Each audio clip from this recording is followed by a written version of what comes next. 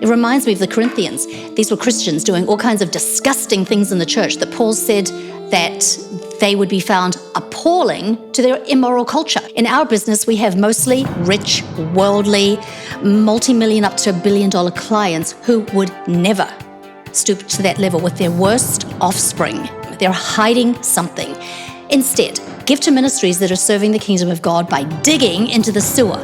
Or like Jesus, they're flipping over the tables to expose the charlatans, the grifters, the sellers of the things of God. To treat their flesh and blood with this level of cold cruelty, no. Joni Lamb, who called Jonathon a most loyal son, people, heathens don't even do this.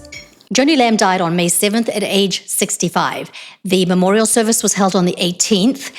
As of today, I have not seen any official cause of death. To her followers, this was unexpected, but according to a report by Trinity Foundation, which is a ministry watchdog, she was preparing and busy behind the scenes making the final arrangements. She seemed to be careful with getting the important matters of money and material things in order.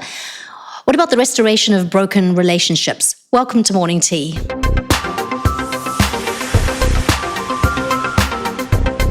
Hello, I'm Joanne, Jolie. So glad you're here today. So this screenshot shows transfers of properties just a few months ago. That would be back in March of 2026. In her final year on Earth, Joni prepared for death by downsizing. Joni sold 3 homes she owned and placed 4 properties in a trust so the assets could be shared after her death without going to probate. Joni became very wealthy off the television ministry that she and her late husband Marcus Lamb founded and built up to $1 billion corporation, according to Marcus himself. Now, since Daystar TV is registered as a church and they're not required to file tax returns or to disclose financial records, it's difficult to find out where the millions go. But from time to time, there are various court filings that come out, and there's some good forensic accounting, and then numbers can be discovered. According to a 2025 Roy's report and work by Trinity, they were able to dig up records on 7 properties in 4 states worth $11.7 million. There were housing allowances paid out of about $1.6 million. That was between 2002 and 2011. So Joni, by transferring assets, was careful to make sure the material things were in order. But did she get the more important matters in order? Did she make an effort to restore the broken relationship with her firstborn son that God entrusted to her care? Did she attempt to repair the damage she caused with that ultimatum that Jonathon publicly on international television acknowledged his brand new stepfather, who Jonathon saw as an adulterer, who had abandoned his Christian wife to marry Joni? I think it's a reasonable question to ask. According to Suzy, they were not told that Joni was dying. They were not called to her side at the end when they were only moments away down the street, is what she said. And I'll note that she said so graciously, "We forgive them." What I saw was a memorial service with Jonathon and Suzy's names absent from the program, seated where they were hidden from cameras, separated from the rest of the family, not invited to speak, not invited to the burial. This is despicable beyond the pale. In our business, we have mostly rich, worldly, multi-million up to $1 billion clients who would never stoop to that level with their worst offspring.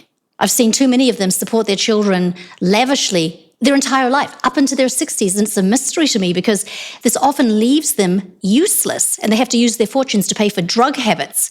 But to treat their flesh and blood with this level of cold cruelty, no. Joni Lamb, who called Jonathon a most loyal son, people, heathens don't even do this. It reminds me of the Corinthians. These were Christians doing all kinds of disgusting things in the church that Paul said that they would be found appalling to their immoral culture. That, I believe, is where we are, or getting there fast, the corruption in the church. I will say I'm really encouraged by the arrests this week in Minnesota for corruption across our country that is being exposed. In our government, billions in charitable fraud, millions in Christian ministry, like Daystar TV and the false teachers and the heretics they platform and take millions for themselves. Based upon what we've witnessed this far, I would venture a guess that there may not be much in the trust fund for Jonathon. I hope I'm wrong. I do know that in New Zealand, for instance, where I come from, unlike the United States, you can't just cut off inheritance from your children because you're mad at them. But we'll see what happens. I do suggest, as I've said many times, that you stop giving to any charity that won't disclose where every penny is going, and that the official Form 90, that's the one filed with the IRS, shows little or none going to the executives and the leadership. And by the way, something I'm noticing with the 990s is that this required information about the top earners, charities are just simply not putting it in. And the IRS doesn't seem to be calling it out. And so if they don't do that, if they won't write the information in, even with the official filing, then don't give to them. They're hiding something.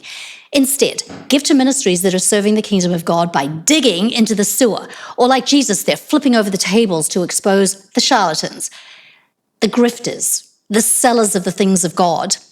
That's enough.